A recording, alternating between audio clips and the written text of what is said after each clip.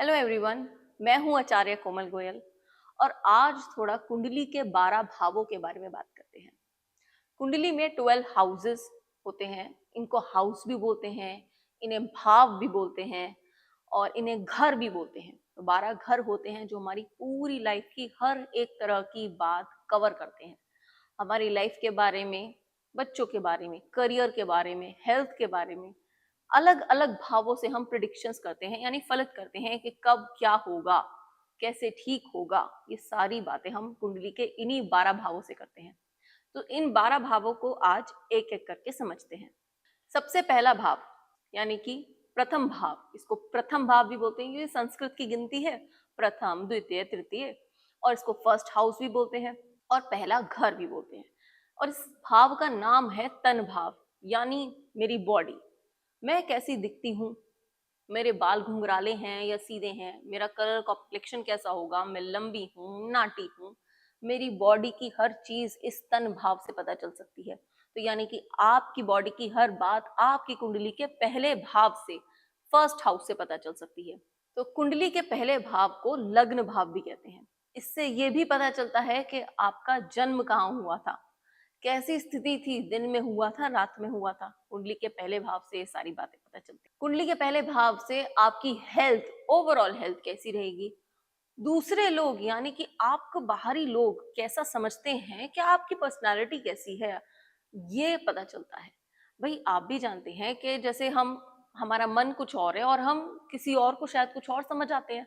हमारी पसंद नापसंद कुछ और होगी, लेकिन शायद दूसरे लोग जब हमें देख रहे हैं या समझ रहे हैं तो वो कुछ और कैलकुलेट कर रहे हैं। वो क्या कैलकुलेट कर रहे हैं, दुनिया आपको कैसा समझती है, चेहरा कैसा दिखता है, ये सारी बात फर्स्ट हाउस से यानी लग्न हाउस से होगी। लगन के भाव जितना अच्छा होगा, ये हाउस जितना स्ट्रांग होगा, उतना ही आपकी हेल्थ ओवरऑल अच्छी रहेगी, उतनी ही आप कॉन्फिडेंट रहेंगे, उतना ही आप दूसरे के आगे अपनी बात रखने की क्षमता रखेंगे। चलिए बात करते हैं सेकंड हाउस की।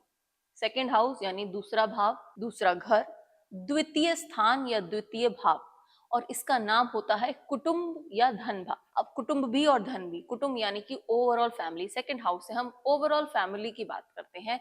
सिर्फ आप नहीं, आप आपके लाइफ पार्टनर के साथ, आपके बच्चों के साथ या माता पिता के साथ, यानी एक घर में जितने भी लोगों के साथ रहते हैं, ये उस पूरी फैमिली की बात करता है। सेकंड हाउस से आप फैमिली से कितने जुड़े हुए हैं, फैमिली के साथ आपका जुड़ाव कितना रहेगा। घर में रहेंगे जिस फैमिली में पले बड़े रहे, या कहीं दूर जाएंगे, ये बात भी सेकंड हाउस से पता चलती है। अगर सेकंड हाउस वीक है तो कहीं ना कहीं इसका मतलब ये है कि आप घर से दूर जाके बसेंगे, इस घर में नहीं बसेंगे। सेकंड हाउस का जैसे मैंने बताया धन भी नाम है, तो धन की बात भी तो होगी, ऑफ कोर्स वेल्थ की बात भी करते हैं। इसका मतलब वेल्थ ही है।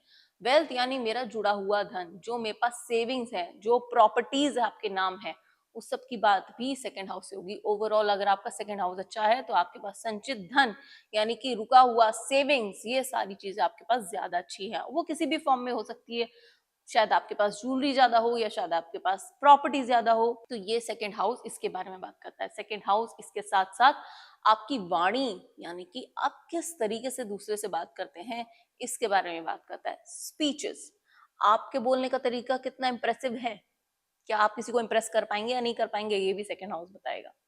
चलिए अब बारी आती है तीसरे भाव की, यानी थर्ड हाउस की। थर्ड हाउस को हिंदी में तीसरा भाव और संस्कृत की गिनती के अनुसार तृतीय स्थान या तृतीय भाव बोलते हैं। इसका नाम होता है पराक्रम, पराक्रम भाव। पराक्रम मतलब जैसा शब्द है वैसा ही इसका अर्थ है, और सच में इस हाउस से वैसी ही बातें देखते हैं। पराक्रम मतलब मैं कितनी स्ट्रांग हूँ, मेरी हड्डियां कितनी स्ट्रांग है, पंच मारूंगी किसी को तो क्या होगा, ये नहीं। पराक्रम मतलब ये कि क्या मैं हिम्मत रखती हूँ अपनी बात रखने के लिए। अब वो चाहे लड़ाई की हो, चाहे सिर्फ बातूनी लड़ाई हो, किस तरह की हिम्मत है मेरे अंदर। अपने ऑफिस के अंदर, अपने ऑफिस के अंदर अगर कलीग्स के बीच में कंपटीशन चल रहा है तो क्या मेरे अंदर हिम्मत है, मैं उस कंपटीशन को क्रैक करके आगे बढ़ जाऊंगी। तो आपकी कुंडली से अगर थर्ड हाउस अच्छा है तो शायद आप किसी को बोल आएंगे, तुम्हें देख लूंगा बाद में, क्योंकि शायद आपके भाई बहन या कुछ दोस्त यार खड़े हैं आपके प्रॉब्लम को सॉल्व करने के लिए आपके साथ। थर्ड हाउस से छोटे भाई बहन का विचार भी किया जाता है, यानी उनकी प्रिडिक्शंस करते हैं कि भाई बहन है नहीं है, बहन है या भाई है, छोटे खास तौर से। इसके साथ साथ थर्ड हाउस से हम रोज जिनसे मिलते हैं, जिनके साथ उठते बैठते हैं, उनके बारे में बात करते हैं। रोज किनसे मिलते हैं, चाहे शायद हमारे पड़ोसी हो गए, चाहे हमारे कोई रिलेटिव्स हो गए, जिन रिलेटिव से हम रोजाना आए दिन, एक दिन छोड़ के एक दिन या शायद रोज मिलते ही हैं, उनके साथ उठते बैठते हैं, वो रिलेटिव्स भी कहीं ना कहीं थर्ड हाउस में मिल जाते हैं।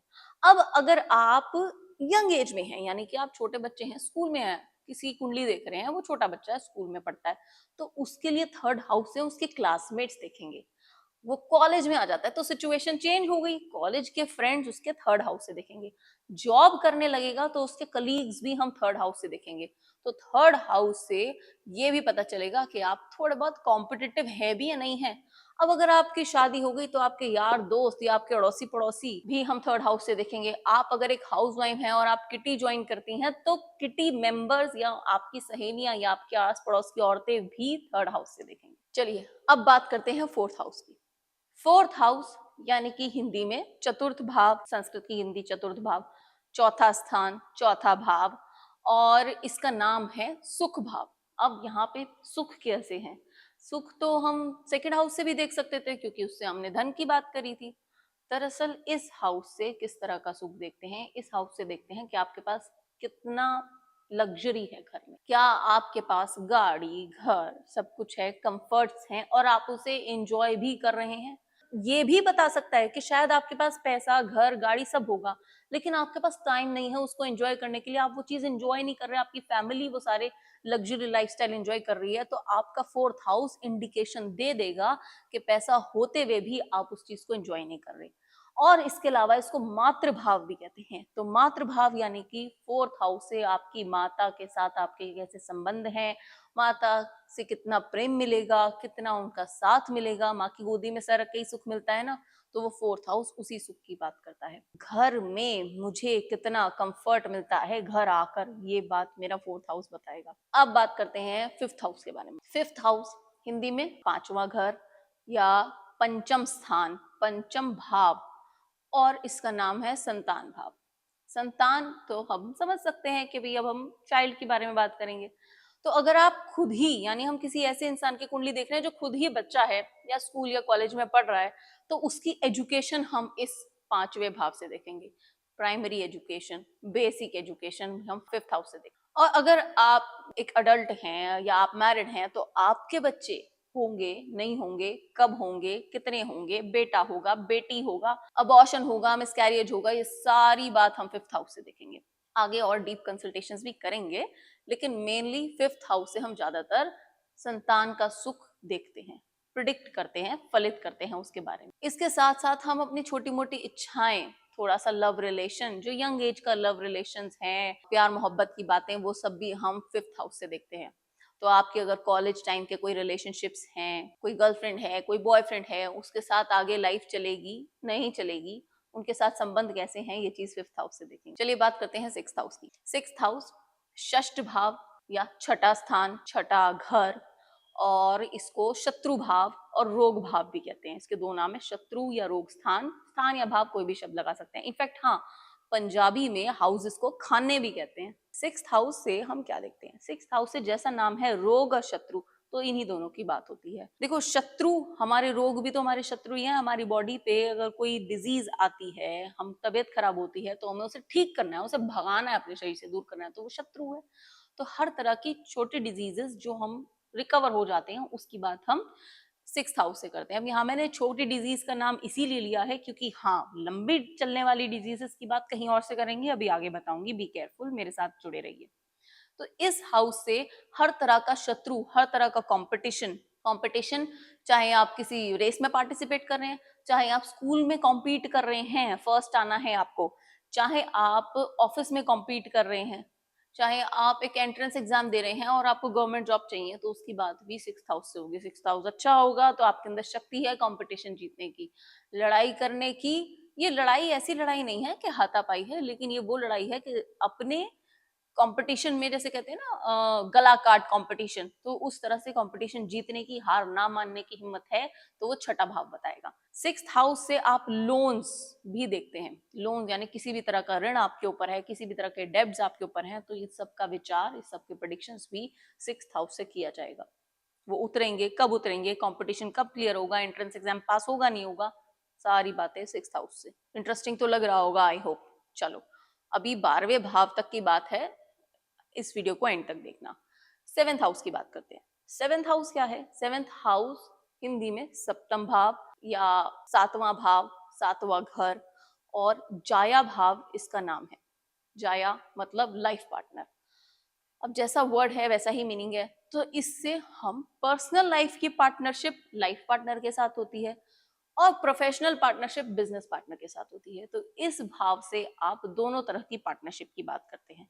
इनफैक्ट सिर्फ बिजनेस पार्टनर ही नहीं, अगर आप जॉब करते हैं और जॉब में कोई प्रोजेक्ट आप किसी कलीग के साथ हैंडल कर रहे हैं एज अ टीम मेंबर, और एक बहुत इंपॉर्टेंट मतलब जो भी जहां पर भी आप पार्टनरशिप में काम करके सॉल्व करें, चाहे वो जॉब हो चाहे बिजनेस हो, 7th हाउस से आप प्रिडिक्शंस करेंगे।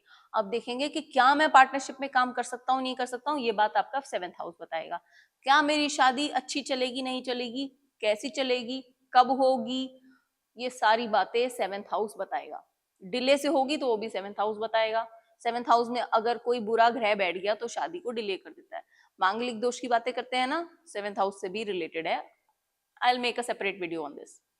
तो 7th हाउस से हम इनफैक्ट पैसे की आवाजाही भी देखते हैं, यानी कि थोड़ा बहुत फटाफट से पैसे आ रहे हैं नहीं आ रहे हैं, इसका इनकम फ्लो का प्रिडिक्शंस भी हम 7th हाउस से करते हैं।